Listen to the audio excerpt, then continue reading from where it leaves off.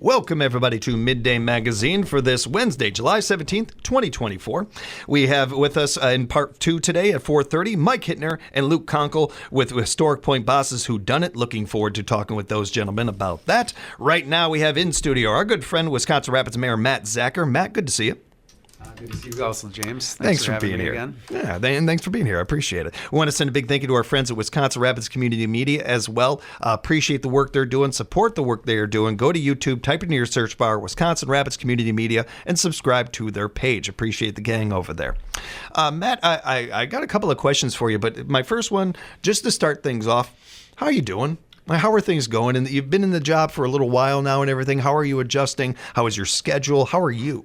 Yeah, I'm doing really well. 3 months in, the meet and greets are slowing down. Just being able to reach out and touch base with everybody in the community, inside the organization. It's been great, but at the same time, there's a job to be done. So it's good to kind of be getting into the nuts and bolts of the organization itself, tapping into getting the budget process started, so that we can start talking about, what's going on inside each of the departments and touching base on that, because it's going to be a big part of the conversation, for the time that I'm in there, and it's an important part. So things are going really well, though, and I appreciate everybody welcoming me to the degree that they have. It's been awesome. Good to hear.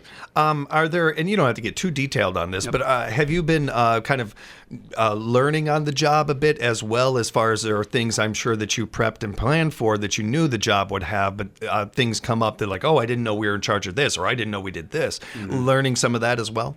Absolutely.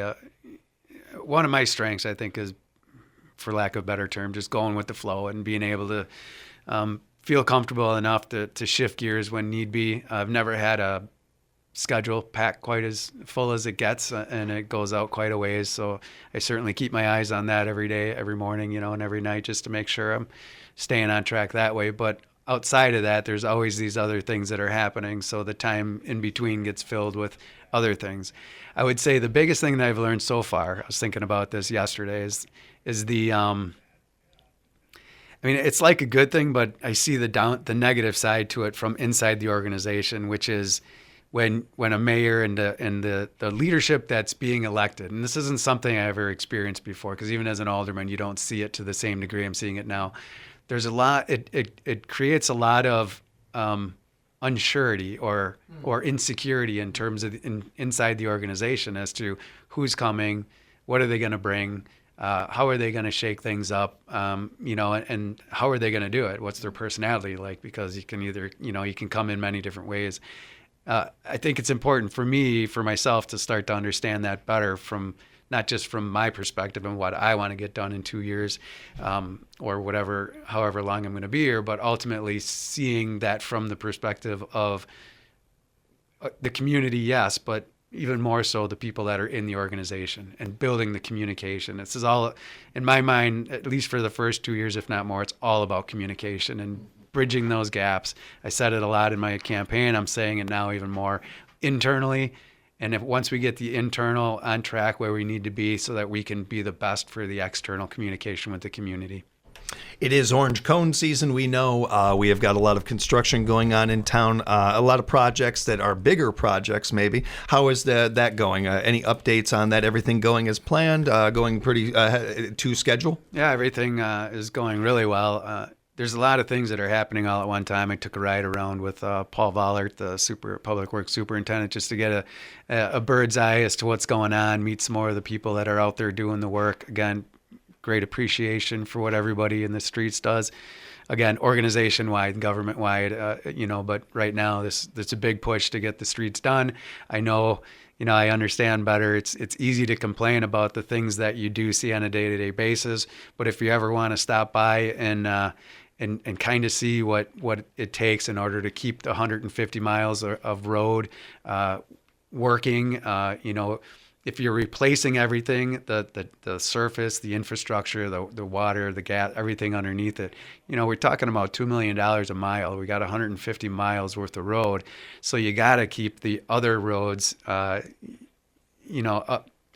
up to speed as much as you can. And a lot of that comes with the chip seal, which is, the pebble and tar kind of stuff. And everybody hates that. And I get it. I don't like it any more than anybody else does. But that does give the road longevity for another 5 years or better, in order for us to be able to have a system in place to be able to tackle the roads methodically versus just haphazardly. So they do a great job. And we are lucky to have the roads in the shape that they're in, always striving to do better, but we should appreciate the fact that we have the roads that we have.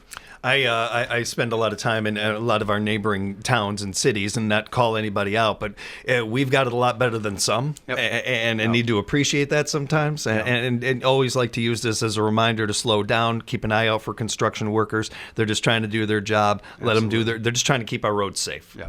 Keep an eye out for them. And they all have families to go home to, so appreciate the work that they do and keep them safe. You're right.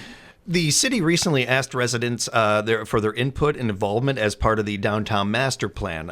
We talked about this the last time we were together and everything. Any updates on that? Have you received feedback, whether it's good or bad, or what the details of that are? Certainly, we'll get to that at another time. But have you been getting some feedback from that? Yeah, absolutely. And the company you hire to do the planning of the whole thing, and that's good to understand too. These are planners.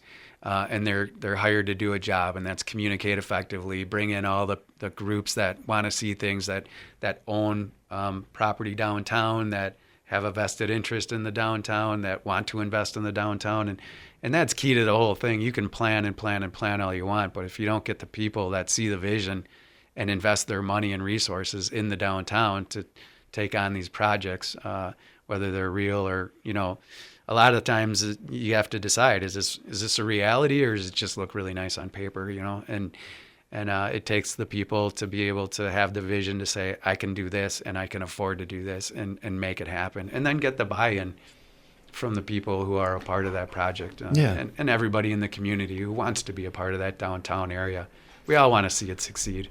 One of the things that you talked about in your campaign, and I know that was important to you, is bringing not only jobs but businesses to town. This is a part of that. So I imagine that we, as you said, we kind of need a good basis for them to go to. All of these things tie together. Yeah.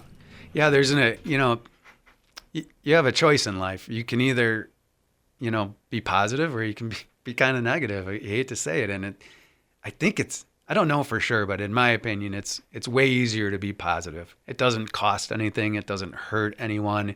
And I do realize, there's a difference between reality, when you're talking to people face to face, way more positive, when you get on social media. I know we've talked about that in the past.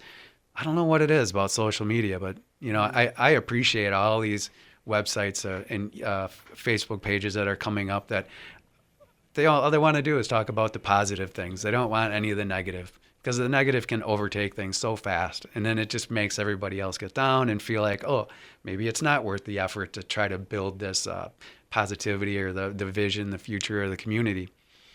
I'm just encouraging everybody to stay as positive as you can and be a part of the conversation for progress, not for, holding everything back or the days, what it used to be like.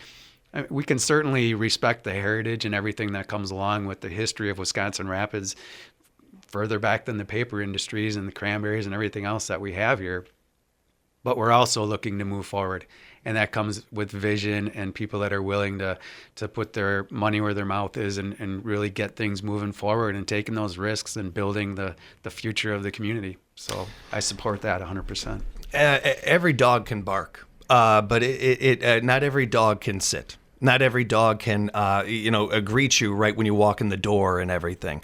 It's very important as we go forward as a society, because the country has already spoken on this. We are looking to be more positive. We are tired of the divisiveness, and I think that on a local level, we've got a lot of that going on and have been for a while. I would say it's encouraging. It's very encouraging.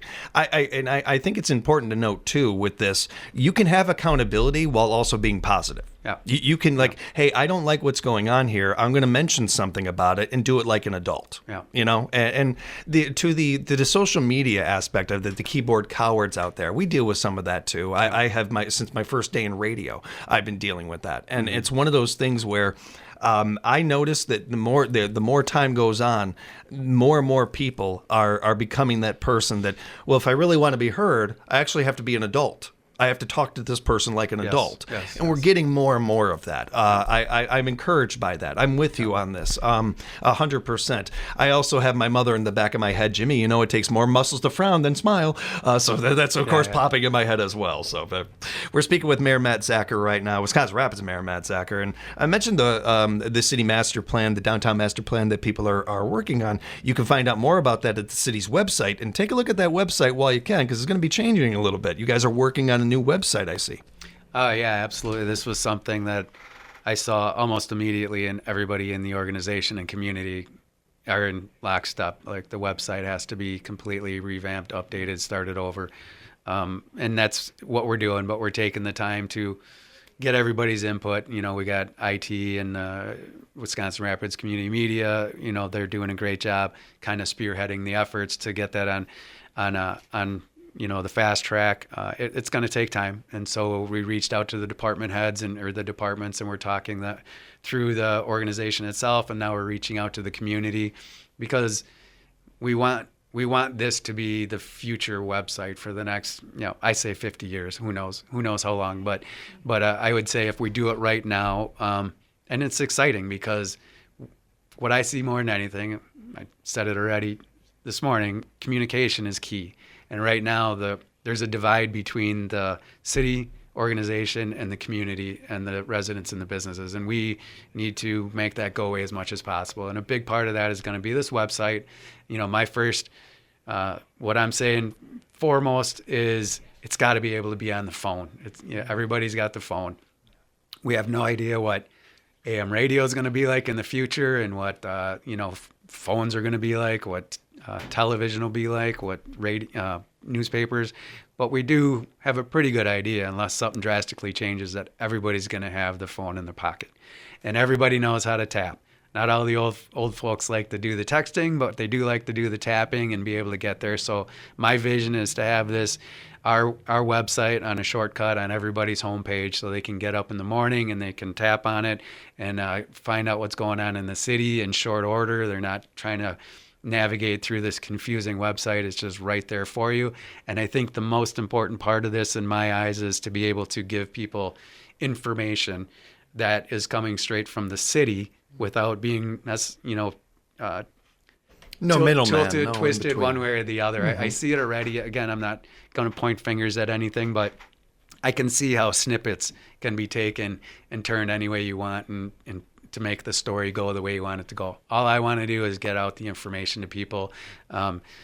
Taylor and Joe and myself are going to be working on doing more kind of like what we do here, to be able to just have a conversation and be able to talk about what's going on at the fire department, what's going on with the ATV, UTV stuff. And we're going to do that and just have a conversation and be able to put it out to people. We got to figure out how to, do that in small snippets so that people can get the information quick without being too bored and falling asleep. So there's a lot to be said about the communication and what that website's going to bring for the future of connecting us to the community.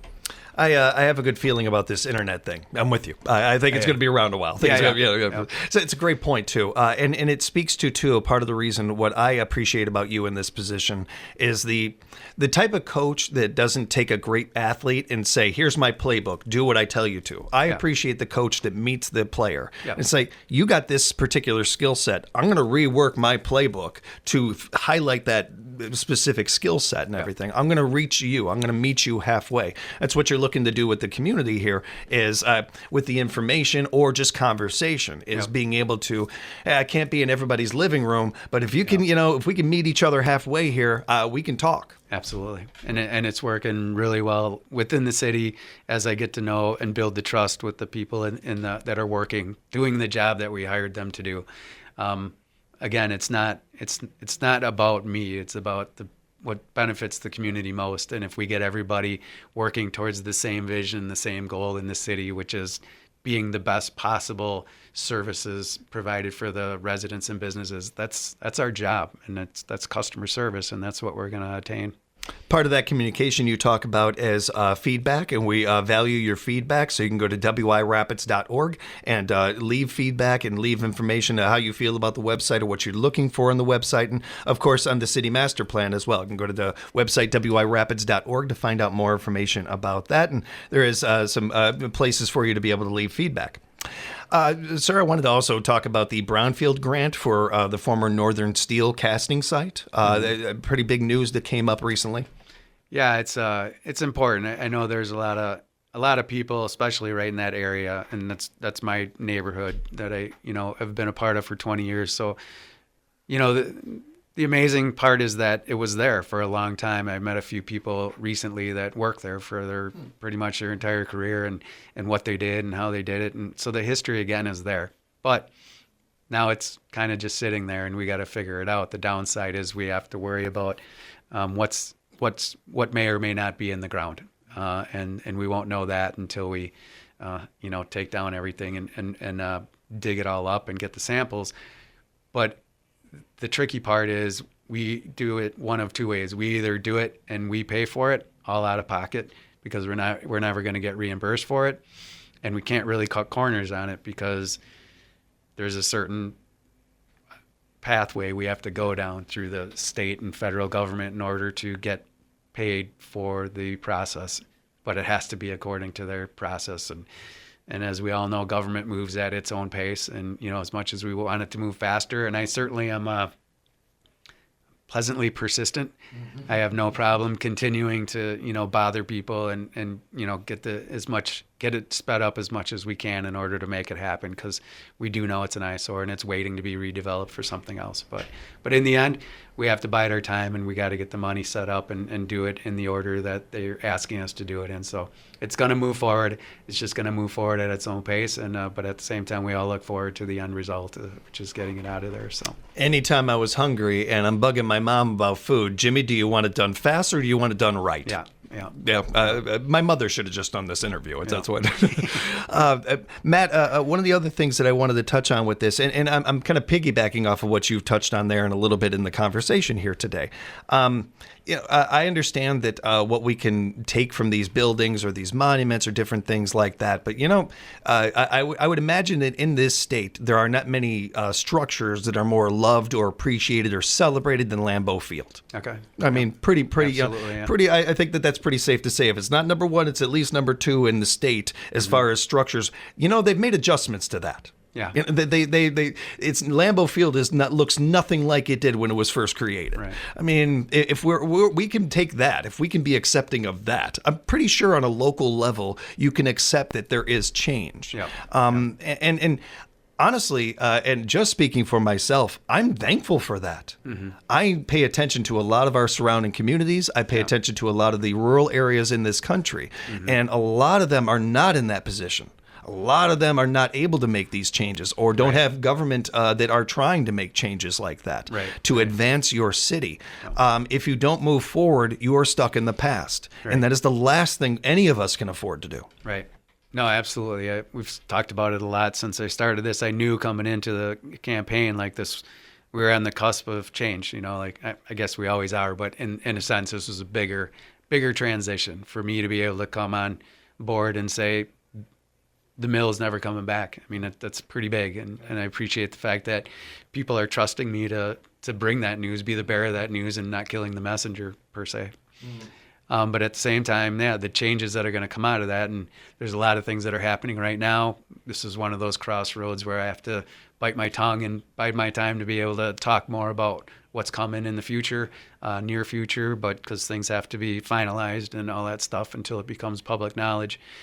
But good things are coming, and I think once it's all said and done and moving forward, people are going to appreciate the changes that are happening and what it's taken to make them happen, and the people that are involved with it.